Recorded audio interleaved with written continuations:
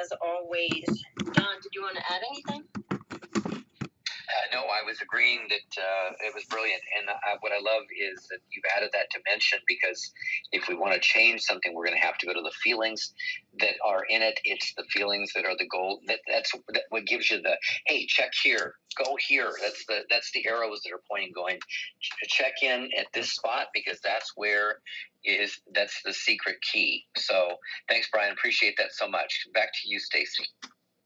Awesome, thank you. And up next is, I love this, Coach K, Popcorn, Special K, Pop K. Welcome to the room. What do you have for us, sir? Hey, just a quick share so everybody can get in.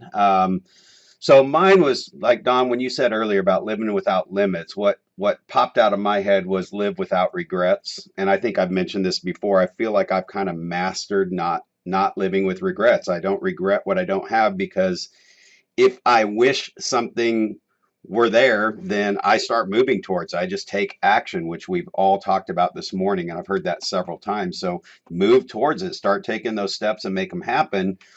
And the thing I will say from personal experience is, once you get there, you're not going to know how you got there. In fact, even on the front end, it may look like your beliefs are so strong you might not get there.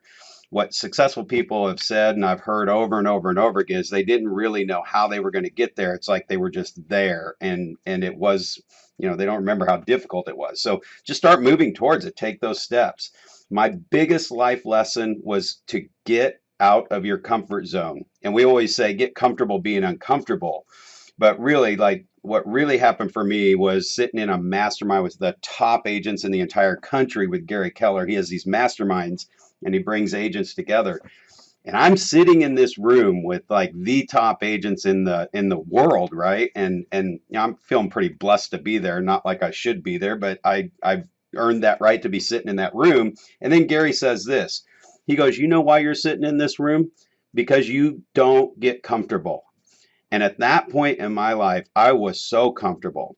I was coaching some of the top agents. My business was on autopilot. Life was great. Bills were paid.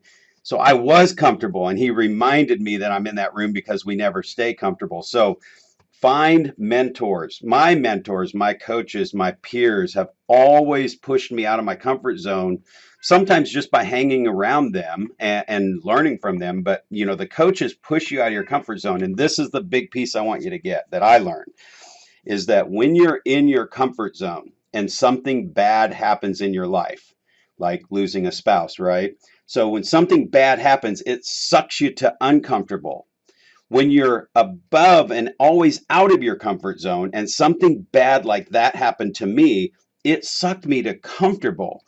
And being in that comfort zone at that point allowed me to be by her side for 5 months while she was in a coma. Our house payment got paid every month. The car payments got paid every month. I was able to be there and do everything I could do to get her to wake up, which didn't happen, by the way. You can't control that part.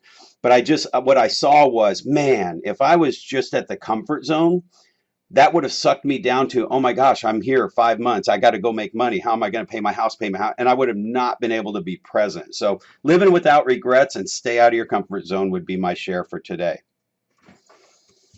I love that. Thanks, Coach K. And it's important for everyone to hear it again about being comfortable with being uncomfortable every single day, to the point where you're so used to being uncomfortable. That is the norm. That is your base. So thank you so much, Coach K. I wanted to pop up real quick to Renee.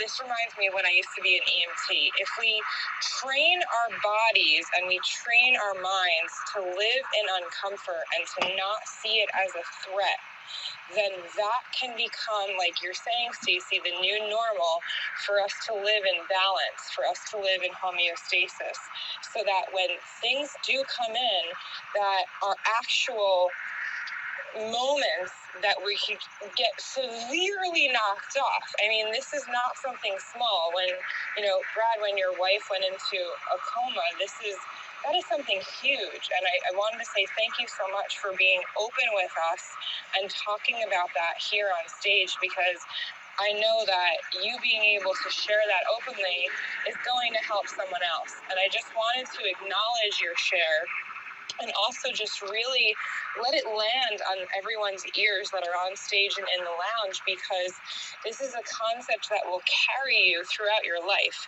When I was in EMT for a decade, riding in the back of an ambulance, I had no idea of this concept. I've been training myself to be in the uncomfort, to be in the middle of what I look at as organized chaos, and someone else may look at it as, wow, this is so overwhelming and this doesn't work. I started doing it when I was 16. I started getting involved with going to hospitals and getting curious when I was 13. And I had no idea, even just now having a light bulb moment, as to what we prepare ourselves for. And it's that every time you do something that's outside your comfort zone, you're strengthening those muscles. And it can be as simple as not taking your cell phone and going out for an hour and going into nature. It could be going on a walk and not having an actual destination and just enjoying the moment as to where you are. Because anything that's going to bring up that little flutter in your chest, like Brian was talking about, or something in your stomach, is going to allow us to create new patterns in our mind. And it's this effect of being able to rewire and reprogram our minds to choose how we want to show up is so important. So I'm sorry for jumping in on you, Renee. I just really wanted to make sure that we really took the time to acknowledge what you had said, Brad, because it's so powerful. So over to you, Stace. Thank you. Renee, back to you. Welcome. What do you have this morning?